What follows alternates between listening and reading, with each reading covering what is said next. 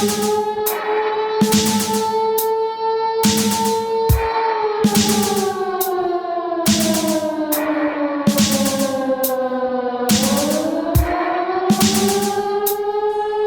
right, so the game is set up. I'm going to go over the gameplay and go through each action one at a time. All right, so this game is played in turns. So there's going to be 10 turns through the game in a regular game. Or players can just determine an amount of time they want to play. So if they want to play a certain amount of rounds, they can go 15, 20, but 10 is a regular game. And they can also just play in a campaign way. They can just keep going until one side just clearly is winning. The old Risk way. Just play into the night with buddies and just see what happens. Each player goes through the sequence of play. The sequence of play is one action, and then the satellites that may have been used in that action are returned, and then it will go to the next clockwise player.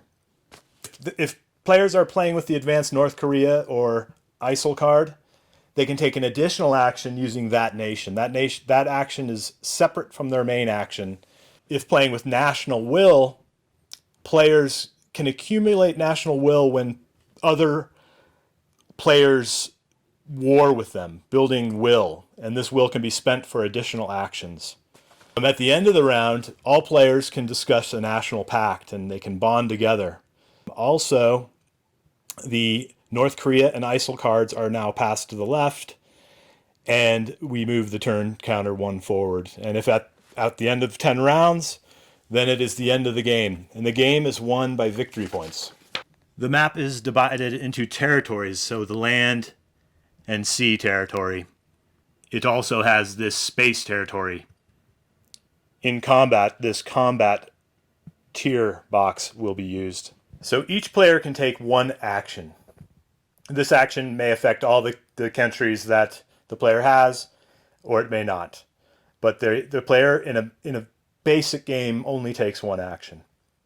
The actions are as follows: taxation, reinforcement, diplomacy, technology, nuke, one movement, $1 for one movement, $1 for a small campaign, $3 for total war, repair, and in an advanced game, unrest and the civil action.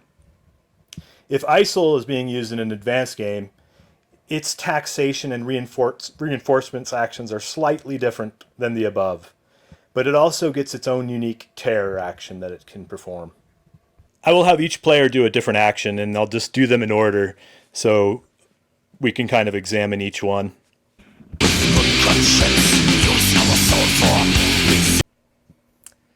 So the US is going to do taxation, the very first action. Taxation is just adding up the value of each territory and earning that much in budget. The budget counters can go past 50, but never more than 100. So let's do US's budget. So any energy territory is 2, so that would be $2. Then we have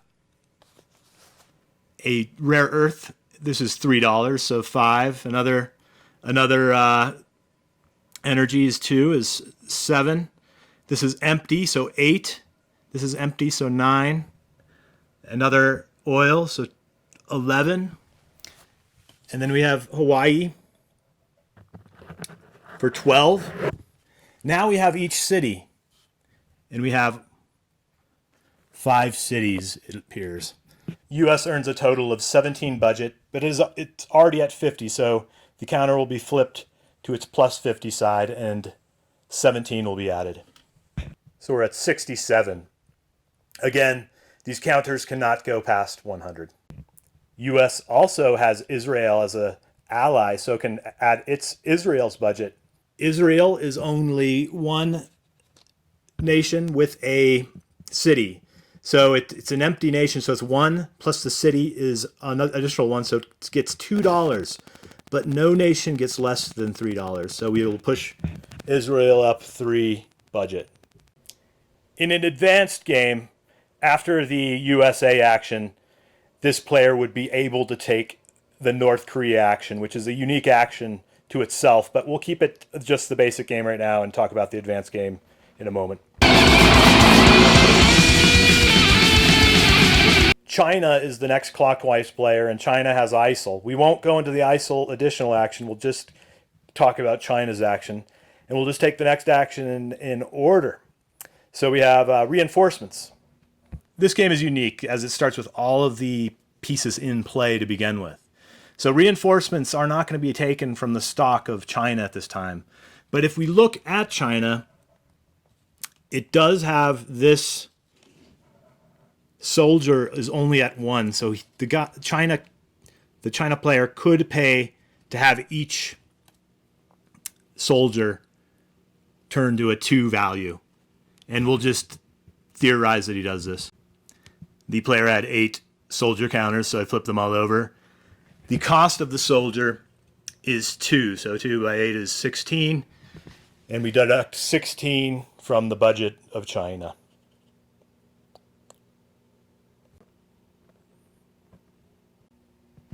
Now that was not a huge reinforcement action.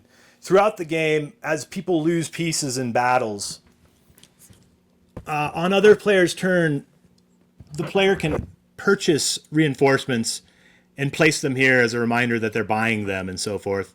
And on their turn, as the action, just take the reinforcement action and place those reinforcements into play. The reinforcements have to be placed in home territory. If a territory is occupied, in this example here, if North Korea was occupying this territory, reinforcements can still be placed there. Reinforcements cannot be placed in fully occupied territories. So if just North Korea was in this territory, a reinforcement could not be placed there. The African Union is going to take the diplomacy action, the next action in order. Now, diplomacy allows these minor combatants to enter play, bringing with them their budgets and forces. The African Union considers his position and thinks maybe let's try for Iran. So he wants to bring Iran into play. Now a die roll will have to happen, and all players will get to bid on diplomacy with Iran, and the highest roller will earn Iran as their ally. But each player must first make a bid, and the bid can even be 0. But beginning with the player to the left of the African Union, NATO gets to make a bid, and every dollar bid will give NATO a +1. So let's say in this instance, NATO bids 5. NATO's budget goes down $5 as a bid. The Arab League, this is an interesting, Iran would be a bad enemy to have. So perhaps maybe wants to bid a little bit more. So maybe the Arab League is going to bid 7. Now this 7 will give him a +7 to the die roll. And also, additionally, anyone who's adjacent to the nation being bid gets a +1, and the Arab League is adjacent to Iran, so we'll get a +1. So they bid 7, and they also get the +1 for being adjacent to Iran, so they have +8. The Russia Federation is also a little bit interested in this, as tactically Iran is in an interesting position. So perhaps Russia, knowing that Arab League has 8, maybe Russia goes, okay, I'll bet 9. Betting 9 for a +9. Iran is in an interesting position, but the South American nations perhaps is not that interested, so just bid 0. They'll still get to roll the die, and they still may take Iran. Iran is definitely interesting to the USA, and they just earned a lot of money in taking taxation, so maybe the USA bids 10 for a +10. Iran is also interesting to China, so China doesn't want to invest too much, so perhaps China invests 5. The African Union player bids last, and this is just a once-around bid. And seeing that the 10 is the highest thus bid, they do want Iran. They're only going to bid 12, which is still a lot. Placing their money down 12 spaces. Now each player rolls 2 dice and will add their pluses to this dice roll. So African Union gets a +12. Now if doubles are rolled, then absolutely they cannot be diplomatic with this nation at this time and cannot become its ally.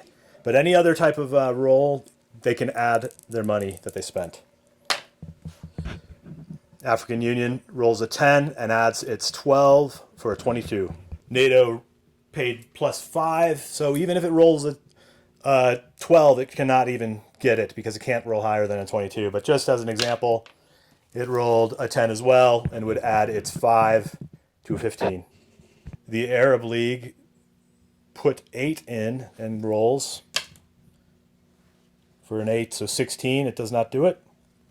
Russia did 9. It's an 8, so 17. Did not do it. This did a 0. There's absolutely no way, but it did roll a 12, so it did get 12. US put 10 in. Rolled an 8 for an 18. And China put 5 in, rolling an additional 5 for 10. And I forgot to mention, the USA and the Arab Union both get negatives anyway in this attempt. So that the Arab Union actually got a -1, and the US gets a -2. Apologies for not bringing that up. The African Union puts all of Iran's pieces into play. All pieces are placed asterisk size up. Navy in the sea, and the satellite in space. Iran begins with $7. It also begins with the ability to make nukes, but does not have any nukes already made. Now when the African Union plays with Iran, it can use Iran within its action.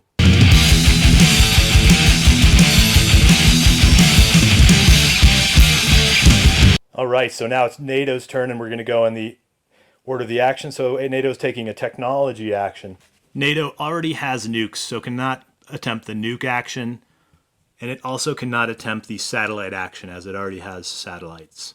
NATO's going to attempt the space laser action.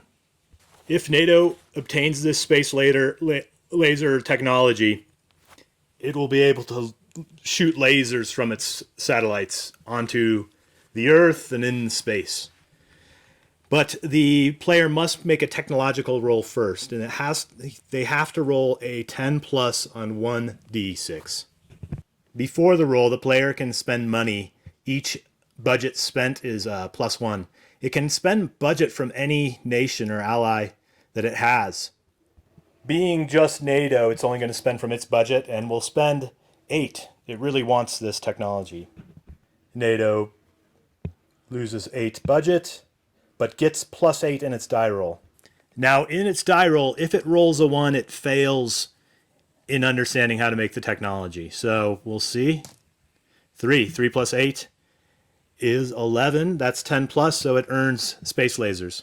Now it can shoot land and sea territory from space using its satellite.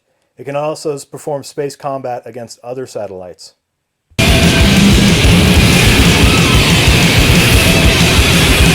Okay, so the Arab League does not have nukes, so I'm not going to do the nuke action with the Arab League. I'm going to skip that and do that next. So I'm going to do the $1 movement. So the Arab League can move any of its troops for $1 within its own friendly territories. And this includes territories with other people in them are considered friendly.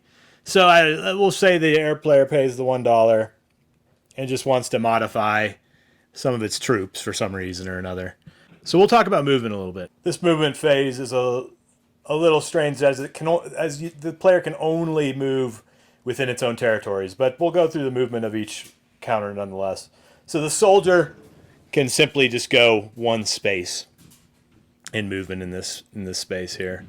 And then a tank can go up to 2 territories. A drone can go up to 3 territories, including sea territory. Now, if this is going to get into, we'll talk about it in the campaign section, but if in this case here, it cannot move if it will go into a enemy territory. So if the drone flew over sea that did not have one of its own counters, it could not move through that. But in this case here, it does have the Arab League in that sea area. Let's see, the fighter can move up to 5 spaces, including sea territory. The mega fighter, which the Arab League does not have, a mega fighter would look like this, can move up to 7 territories. The Navy, in this case here, it couldn't do this because this is just a movement amongst friendly territories. But it could move over here. It could, in this case here, we could move this over into this area here. So let's say we'll do that. But a Navy can move up to 5 sea hex areas. The missile launch vehicles can only go 1 space. And the special ops, which actually the Arab League does not have, a special ops unit can go anywhere on the map except space. So if this was Russia's turn, it could move anywhere on the map. So it could go all the way over here and fight this guy. But we'll talk about that in the campaign. The satellite obviously cannot move out of the space territory. And we'll get into moving its units and so on and so forth by sea in the campaign section.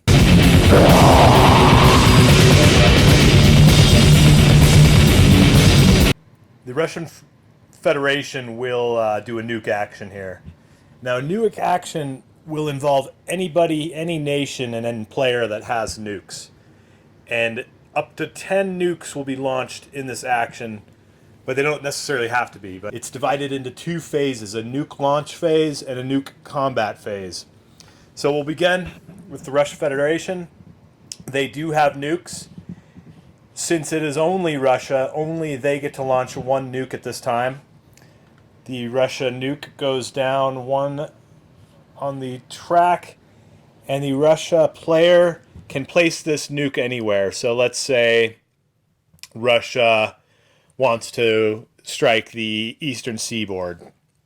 So he'll place 1 nuke there in the eastern seaboard. And then the next clockwise player gets a chance to launch nukes. The Union of South American Nations does not have any nukes, so does not get to launch any nukes at all. So we go to the next clockwise player. The USA and Israel both have nukes. So the USA player can launch 2 nukes at this time. 1 for Israel and 1 for USA. Let's say the US player wants to attack the far east territory of Russia, and it launches 1 from the US, and let's say Israel wants the Israel nuke will place here in Cairo or something like that. It goes down with the US nuke supply and also with the Israeli nuke supply. Will go down 1. And now the next clockwise player, China, will get to launch a nuke. It does have 15 nukes, so it too will launch a nuke. So it takes 1 of the 10 nukes, and let's say also attack America. So perhaps it wants to attack Alaska. So it can shoot anywhere on the map except for the space box. A nuke goes there, and China's nuke supply goes down 1. The next clockwise player, the African Union, does have Iran, and Iran does have ability to make nukes, but it just doesn't happen to have any nukes at this time. So the African Union does not get to launch any nukes. So the next clockwise player is the NATO player. The NATO player does have nuclear weapons, so it too is going to launch some nukes. Let's say it wants to shoot at Russia. Let's say it wants to shoot as well to the Far East, like as though they're bombing together. NATO moves down, and we go to the next clockwise player, the Arab League. The Arab League does not have any nukes, so it does not get to launch any nukes. So we go to the next clockwise player, which is Russia again. Russia is one nation with nukes, so it does get to launch 1 nuke. So it launches this nuke. And let's say it wants to double up on the eastern territory here. So now 2 nukes are there. We go to the next clockwise player. Again, the Union of South American Nations doesn't have any, so we go to the next. Just USA. USA has both Israel and USA. And let's say the US wants to try nuking this African nation for some reason. And then Israel, let's say, will launch its nuke at Iran. Let's say it just launches it at Iran. And they both go down in their amount, both Israel and the U.S. And the next we have China. China does have one. It will launch off one, and let's say it will again launch.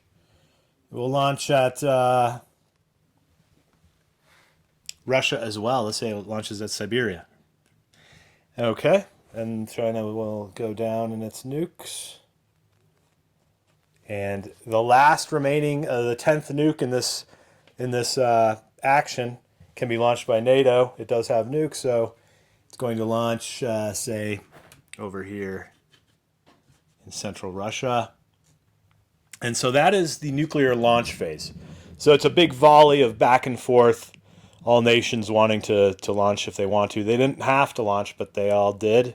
And it keeps going until all 10 nukes have been launched, and that completes the launch phase. But they did not have to spend all 10 nukes. So they could have stopped at any time and anyone could have passed.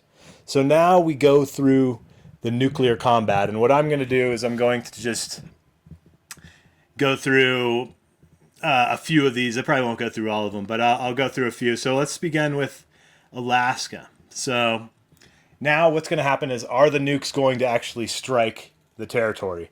So we take all of the ships from the territory and we put them in their proper tier. Now we're getting into this combat tier box.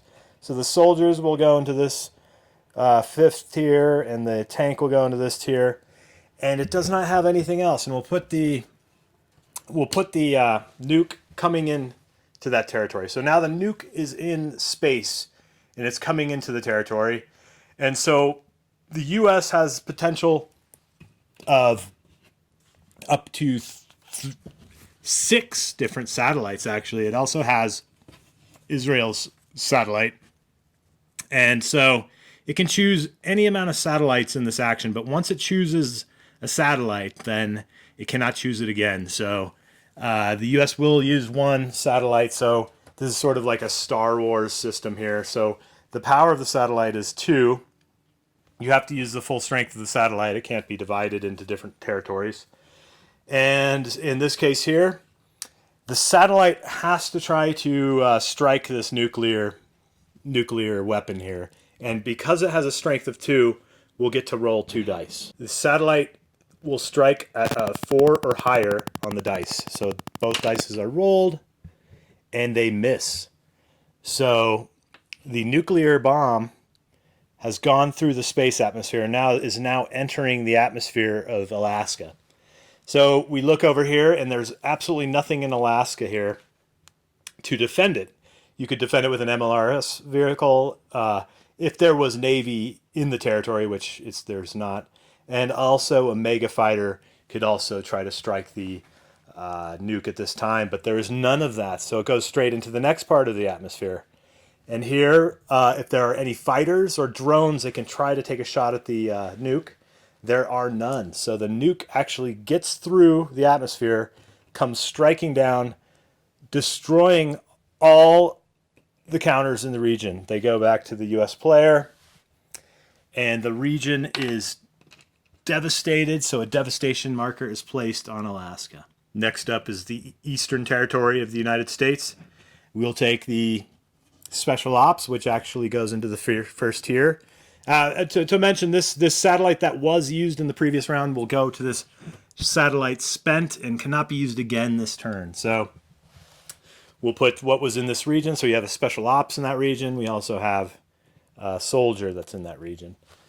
And also we'll put the 2 nukes in this region. So the nukes are in space. Now, the special ops guy is not necessarily in space, but it's sort of an idea that they have the technology to be able to get this high initiative, that special ops somehow has this. So the game is positing that the Star Wars and particular systems can stop nukes, which may or may not be true. So anyhow, the United States is going to put another satellite in here. So now it has 2 power of satellites and 2 power of special ops, but both take a 4 or higher to hit. So I'm going to just roll for all of them. So anything 4 or higher will take away.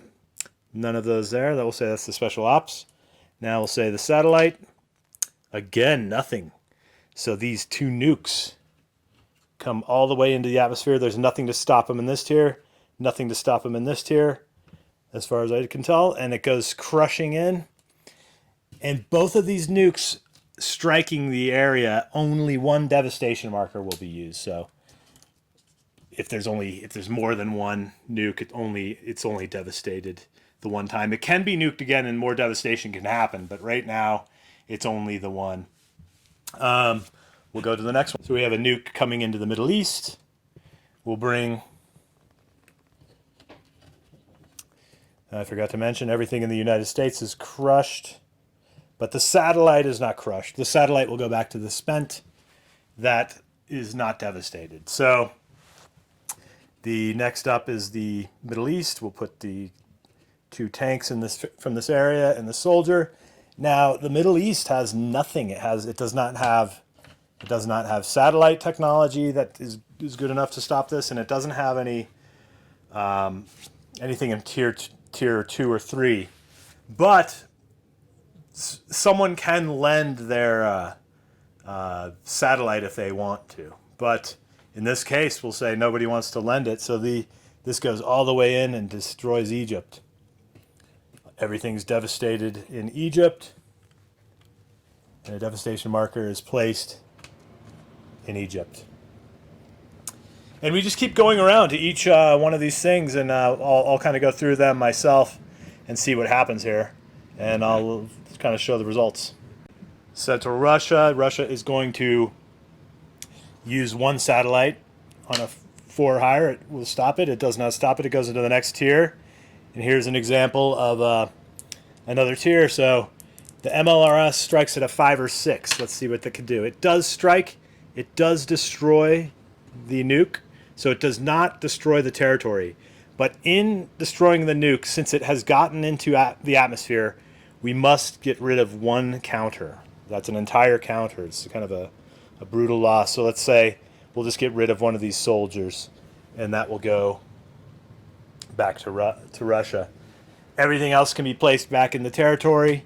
It did not get struck by a nuke, and this goes to the used. Another nuke is coming into Siberia. The special ops will hit on a 4 or higher. It misses it.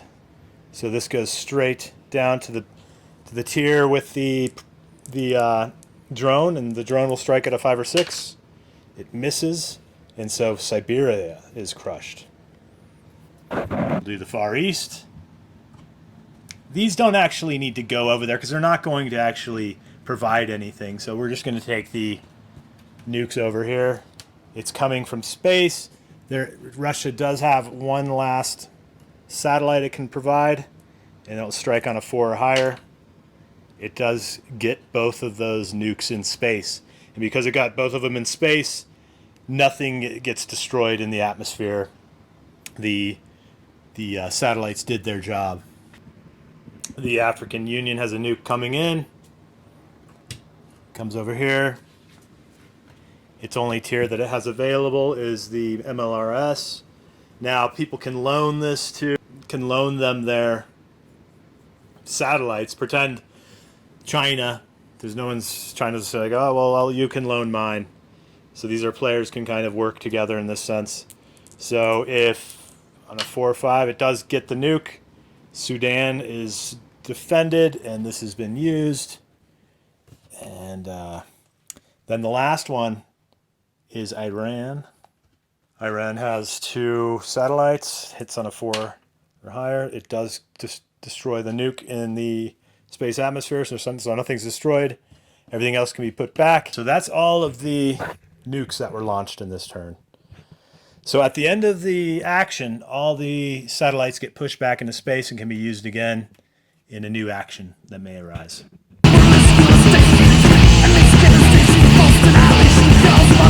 All right, we'll do the Union of South American Nations turn, and we'll do a $1 small campaign.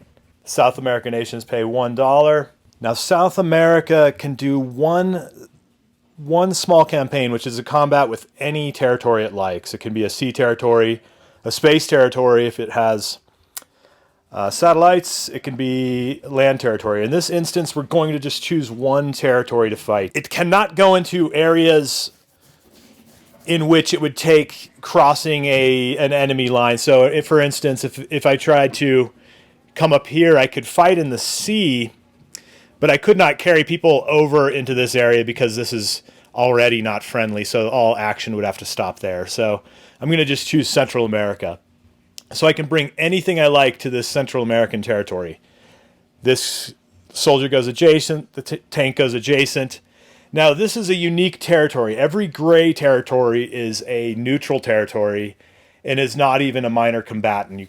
We can't even bring it into play. So all South America has to do is win one victory with this and still remain in that area. I'm going to bring over some air power.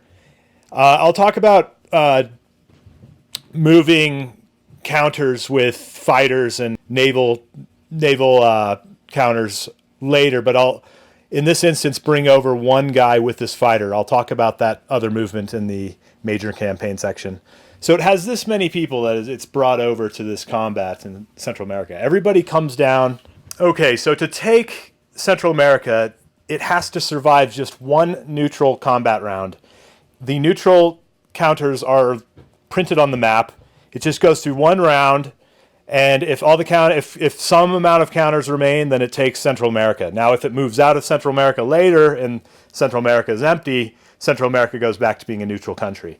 So right now, we just got to go through one round of combat. So you don't even need to roll for South America because there's no way it's actually going to take away any of these counters. So we just go through one round. Let's see, the missile vehicle hits on a 5 or 6. It does not hit anybody. The tank hits on a 5 or 6. It does not hit anybody. And the soldier hits on a 6, not hitting anybody. So everybody survives, and it takes... South America takes Central America. So now we're at the end of a round. So we've gone through an entire round of play, and we are in the in-between phase, and certain things will happen. So first up, there can be a discussion of a pact, of different pacts. So all the players can discuss if they want to bind into a pact. Now, if they go into a pact, they will be taking their actions at the same time, more or less. Some, they may want to stagger because they may be doing a nuke action. They can all combine into a total war action, or just do various things on taxation or private things on their own, reinforcements. But let's say, for the sake of this game, that the U.S. and NATO decide to become a pact. So beginning in the USA's player's turn, whoever goes first between the two, they will be taking their actions at the same time. And this pact goes on for as long as they want, and they can break up these pacts during this in-between turn phase, this in-between round phase. So NATO and USA have developed a pact. Let's say the Arab League and the African Union decide, let's be a pact. And they're like, okay, all right, so they're going to take a turn at the same time. So let's say we're just dealing with perhaps those two pacts. USA and NATO and Arab League and African Union have taken a pact as well. So now within the next turn, these guys are going to go take turns at the same time. In the advanced games, the North Korea card and the ISIL card will then get passed to the next clockwise player. and that will happen too. So that we're going to show in the next turn how those cards work. So I'm going to leave these cards with their beginning players because we're going to show the next turn will be an advanced turn. And then the turn counters moved into the next turn. So now we're back with the USA and NATO taking their turn at the same time. And I'm going to go to the next action in clockwise, and the next action in order, which is the total war action.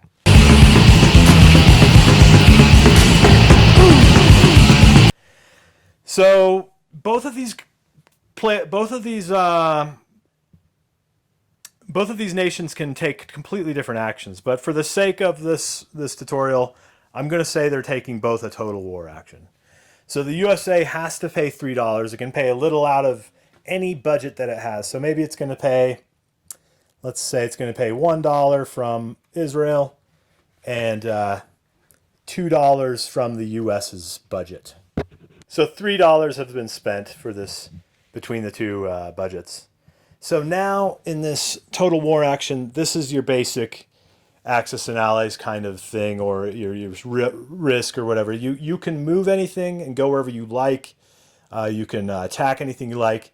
These particular actions take a long time because there can be a lot of different battles that occur.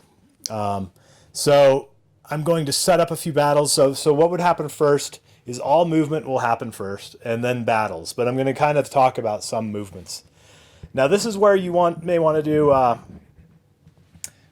couple of greater movements that can get you to greater parts of the board. So we're going to talk about naval movement. Now a navy can move as much strength as it has strength itself.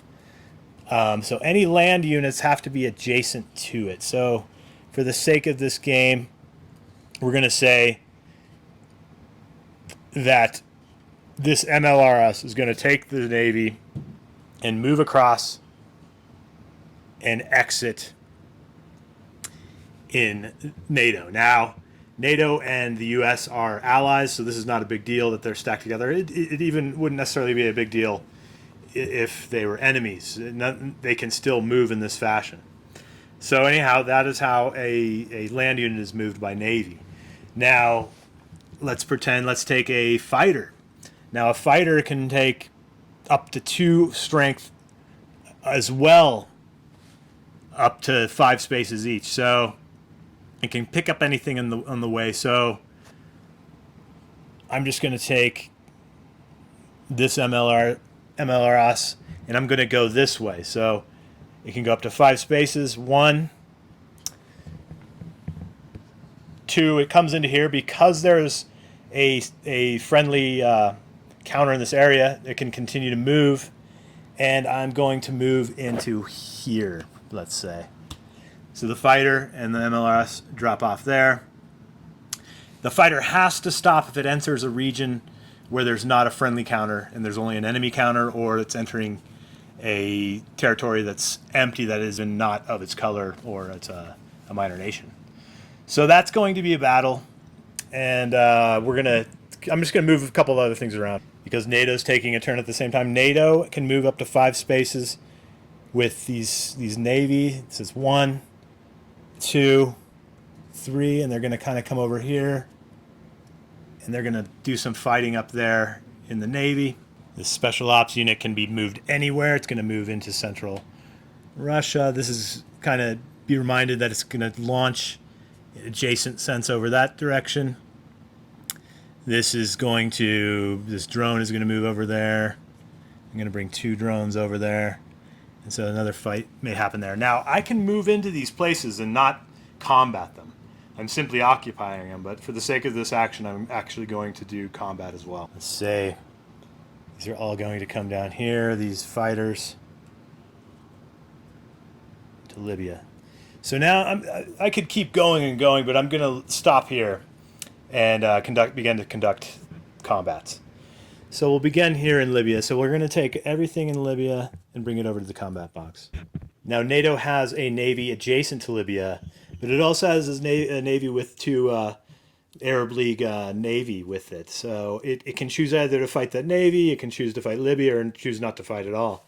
I'm going to actually have it shoot its missiles from the adjacent sea into Libya and put it over into this missile range box here as the example. So all of these things are over there, and we just go straight down from tier. Now the thing is NATO does have space lasers, and it does have one satellite. So at any time, it can use these space lasers, but it's not going to use them in this battle.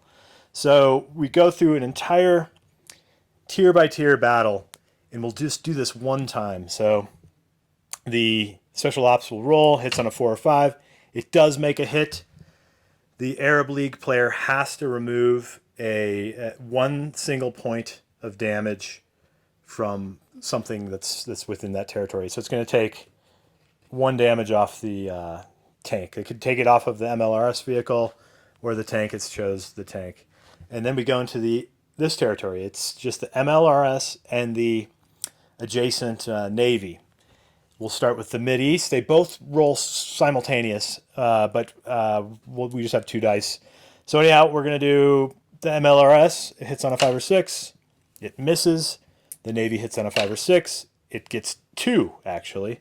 So the Navy, the Arab Union player will lose this. This goes to its stock, and it loses another MLRS. So then we go to the next tier. The next tier is 2 NATO fighters. They hit on a 4 or higher. It's got 4 power, so 4 dice. 4 or higher it's looking for. It did. It got 2, so it's completely taken out the Arab Union. Now we place all the tokens back into the spot. It has taken Libya this time and can make taxation on that and earn the 2 that the oil will give it. And at the end of the game, that's worth 2 points if it maintains that. The next battle will be Central Russia. The Central Russia battle, the NATO is going to bring in the space lasers. So the lasers are shooting from the space into Central Russia and are helping out. And so they strike on a 4 or higher, and so does the special ops. So the satellite does get 2 hits, and the special ops gets 1 hit. So 3 down. There's only 2, so Russia removes that. We don't need to go down any further because it's absolutely destroyed everything in that territory. And we put everything back, and NATO has made advancements into Russia. And the satellite is put in the spent and can't be used until the next action. We have an American battle happening here in Far East. So the first tier is the MLRS, hits on a 5 or 6, misses. Goes to the next tier, the fighter hits on a 4 or higher, misses. Russia, as a tank, hits on 5 or higher. It does get 1, so the U.S. player might do away with this. Now, that is it. If ever it gets to the last tier, they'd only go through 1 round of battle, and they're put back. It suggests that it's an ongoing war that might take several turns to finally take. So right now, Russia got a little one on the U.S.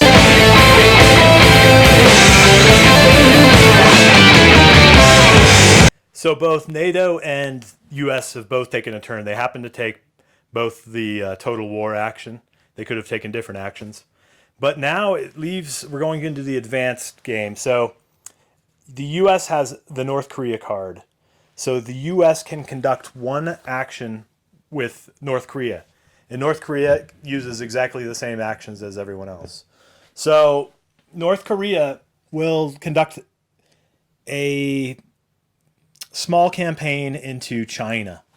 So spends $1 from the North Korean budget and begins bringing forces into only 1 region, and is going to do China. So it's bringing quite a few things. So it's bringing all these into China. These will all go to the combat box. These 3 will be shooting from adjacent from North Korea. And also these Navy are going to be shooting adjacent. They can actually shoot into China adjacent. So it's got quite a bit of adjacent missiles coming in. And I'll move everything else over. Everything's set up in the combat box. We begin in Tier 1. The special ops sits on a 4 higher, misses, goes to Tier 2.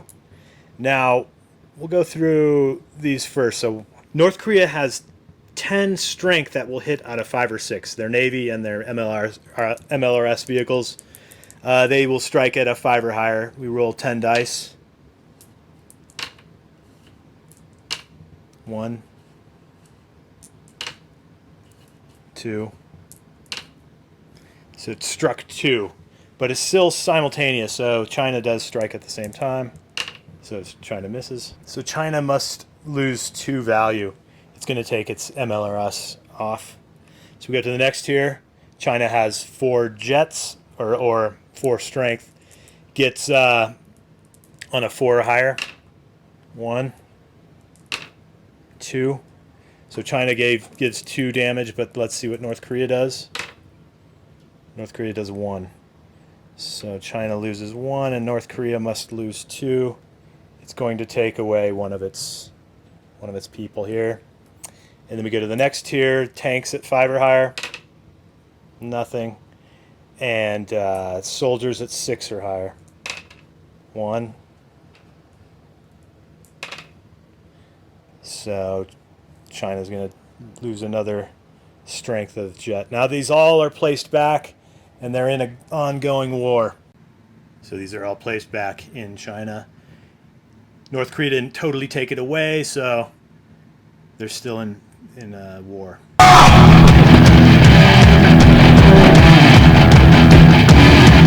So that completes the U.S. and NATO turn. They did their North Korea action. Now it's going to be China, next clockwise player. But China has ISIL. Now it can, both in the North Korea and the ISIL cards, they can be played before or after the nation's regular action. So in this case here, we'll do China's action first. Now, the next action in order is repair, and there's nothing that China needs to repair as far as an action goes. So it's just going to choose one of the previous actions as an example. We're going to do, again, a $1 small campaign action. It costs $1, and it's going to attack this Manchuria area, bringing as many people as it wants over. It's bringing all these over. It has the MLRS shooting from adjacent, plus all of these Navy that's shooting from adjacent. So these are brought over. North Korea does not get to defend with its Navy or any of its adjacent things. It can only use the units in the area. Okay, starting with the first tier. The special ops units fight. Both of them strike on 4 or higher. We'll roll for China first. It does get a strike. North Korea does also get a strike. They can take it from anything. North Korea is going to take it out of the troop, and so is China out of the soldier. We go to the next tier. We have 12 strength, all that hits on a 5 or higher. So we get to roll 12 dice. 5 or higher is what we're looking for. 1, 2,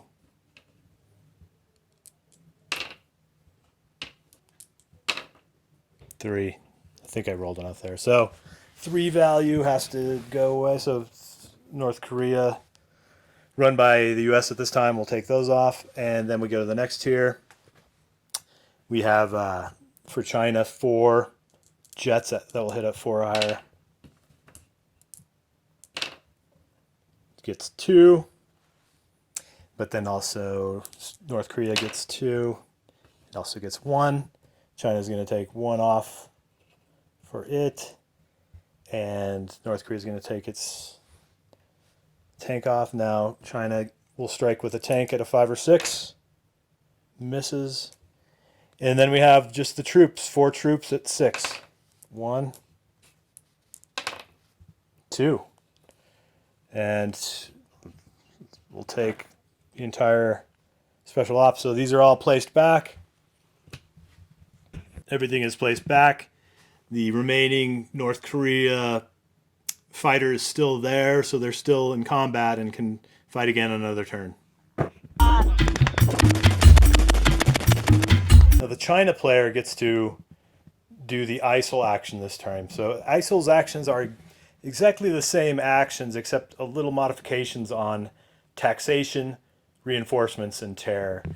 So any taxation, you just roll a d6 and you earn that much in money for ISIL.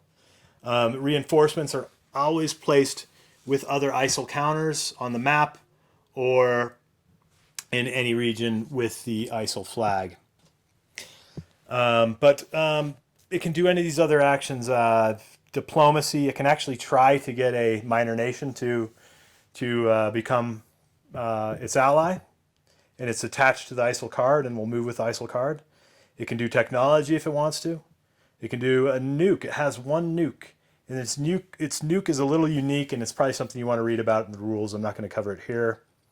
It just basically any of these things can walk into a territory with this nuke, and it has to go through an entire tier of combat, and if it gets to the end and the counter remains, the nuke can go off and blow the whole territory up. We're not going to do that action. It can do small campaign and total war, but what we're going to do is the terror action. ISIL can target any territory on the map except space, but can be a sea or land territory. And in the terror action, it gets a couple modifiers based on a couple things. So ISIL is going to target Israel. Now, ISIL gets a +2 if it already has a counter in the area, and a +1 if it's in an adjacent area. So it is an adjacent area. So ISIL will roll a dice, and if it gets a 5 or higher, it's considered a terror has occurred, a terrorism has occurred, and it gets the +1 for being an adjacent. It also gets +1 if there's already an unrest in the area, but there is not. So it's going to this roll, adding a +1. It gets a 5. It needs a 5 or more. It does cause terror. So an unrest is placed in Israel, and the U.S. player who's playing Israel must lose one entire counter from the region. The U.S. player is going to choose this counter. It has to lose the entire counter, not just the strength. And that is a terror action.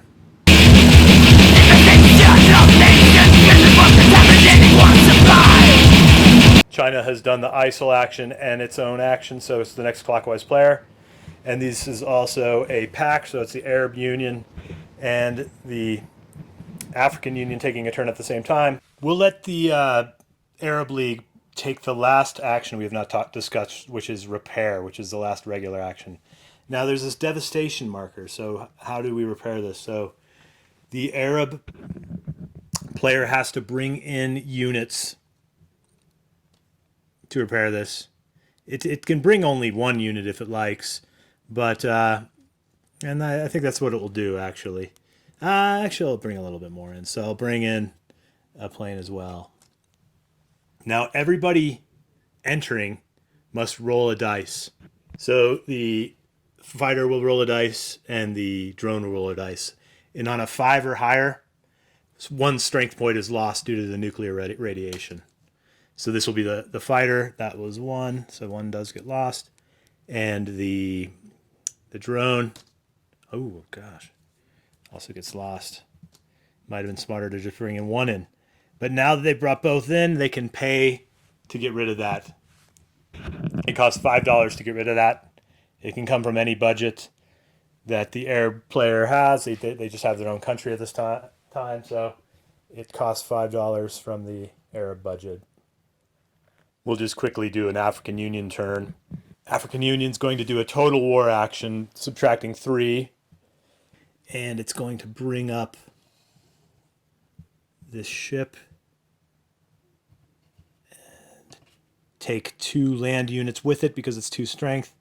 That's going to carry to that.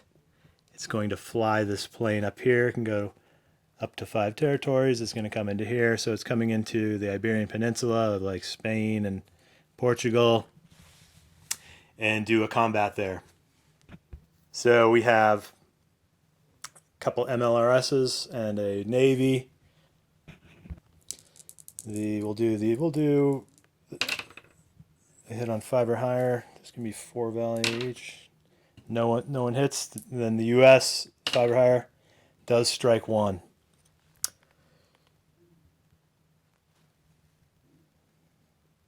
It's going to take it off of this.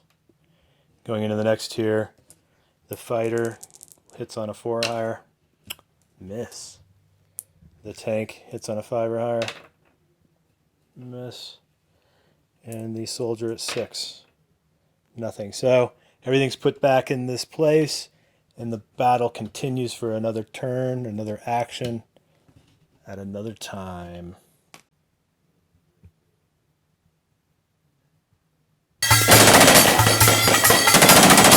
Okay, so we've covered how a game's played, like how it kind of runs along. I'm just going to cover the last remaining actions that we haven't really discussed, and I'll use nations all over the map to kind of to feature the action. So the unrest action, and it's an advanced action. An unrest action is a player making an unrest roll in any one territory with unrest. So somebody could take this unrest action and make an unrest roll in Israel. But before an unrest action actually occurs, a player can place an unrest in any area where his home nation has been completely occupied by somebody else. So let's say the Arab League is taking an unrest action, and before it makes its unrest roll, it could place an unrest in any territory where it's completely occupied. So it could place an unrest there where NATO has occupied that. Now it can make an unrest roll anywhere on the map. There's only 2 places to choose from. So it's going to choose Libya. Okay, so it makes a roll, and if it rolls a 6, an entire counter will be moved. Now the unrest represents the crowds uprising and local people uprising. So they have an interest in the Arab League, and they're pissed at NATO. But it did not do anything. But if it had rolled a 6, an entire counter would be removed. The choice of NATO, so it would remove either one or the other, one of these counters from the territory. But it did not. But nonetheless, unrest happens, and unrest can actually continue. You could continue putting unrest there, so you would roll 2 dice. If this was another action, if it rolled a 6, you would get to remove one. Now, if a territory has combat throughout the game with unrest, the unrest also moves down into this area, and if it rolls a 6, it will also produce a hit, and it will cause a strength loss in combat-oriented things. Now, there's also an action to remove unrest, which is a civil action. And a player may combat any unrest at a cost of 1 per territory. This unrest is not going to go away if Arab League moves in there. It's going to be there. So Arab League might have an interest in removing the unrest, or Israel might have an interest in removing this unrest. It should be noted if the unrest strikes, it will remove a counter from each nation in the territory, not including the one that's rolling. So it's not a great thing to have around. So to remove it, you have to spend $1, combat the unrest. If you get a strike, you can remove the unrest.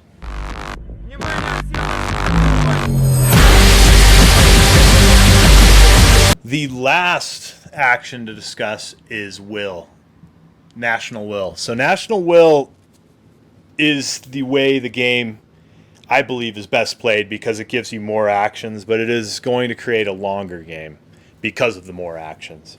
So if you do have the extra time, I definitely recommend playing with national will. Now, national will occur anytime anyone makes an offensive strike on anybody, in nuclear, in small campaign, or in total war.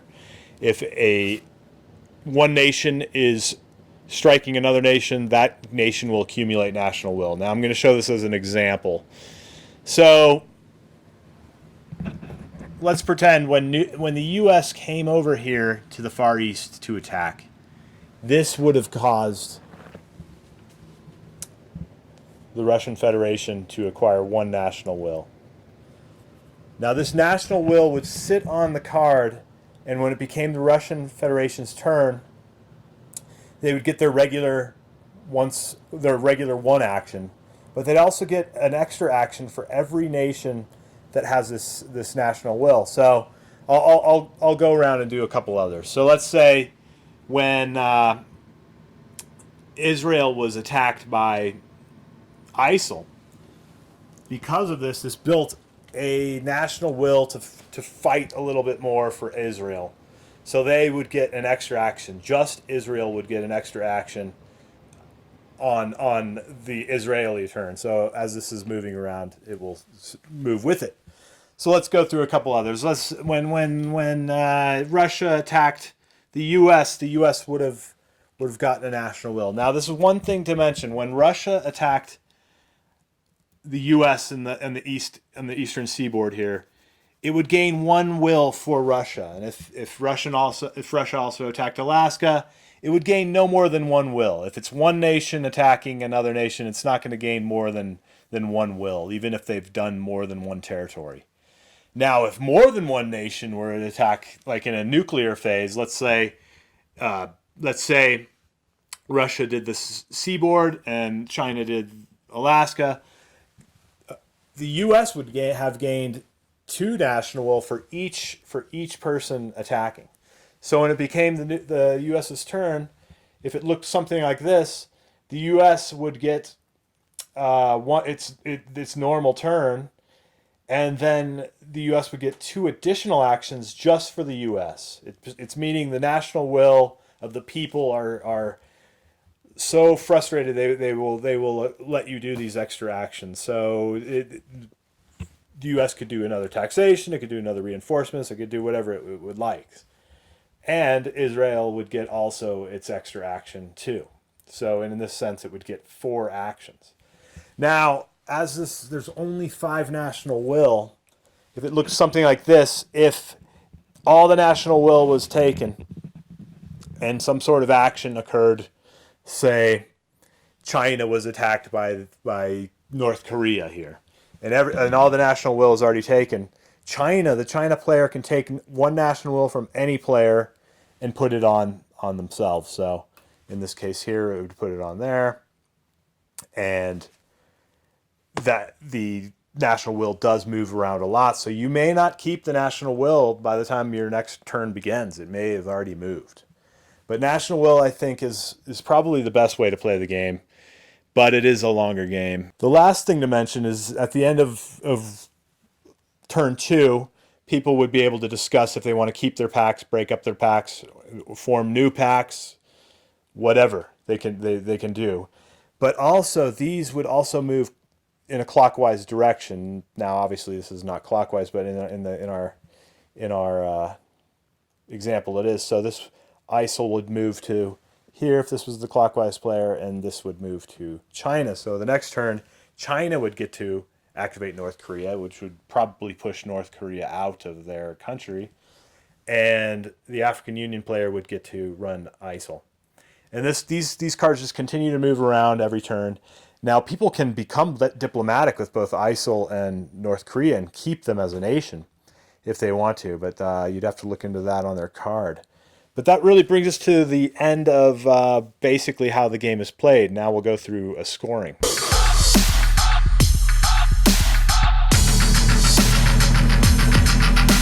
Let's pretend we've completed a game here. So what happens now is we will score territory.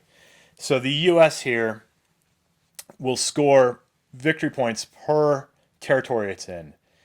It will score more victory points, being that it's the main narrative of the player. The allied nations of the minor nations will score less points, but they will still score you points. So a player will get 2 victory point for every territory with an energy. They'll get 3 victory points for any territory with rare earth, and just 1 victory point for any empty territory. They'll also get 1 victory point for every city that they own at the end of the game. Now, they do not get victory points if there are other counters in the area. So if this is occupied, if that's occupied, the West would not be able to get those 3 victory points. So they have to be solely occupied by the main player. Now for minor, let's say, let's use Iran for a minor. So Iran has this at the end of the game. If the Arab Union, or not the Arab Union, if the African Union still has Iran, Iran is owned by Iran. It has a two energy source and a city, so it has 3 victory points there. But being an ally, the player gets no more than 1 point.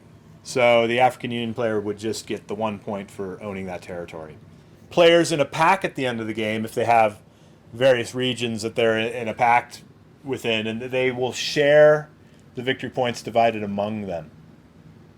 There are also some special victory points on cards. For instance, Israel has like a 3-point victory point. Taiwan also has a victory point for China, and so on and so forth.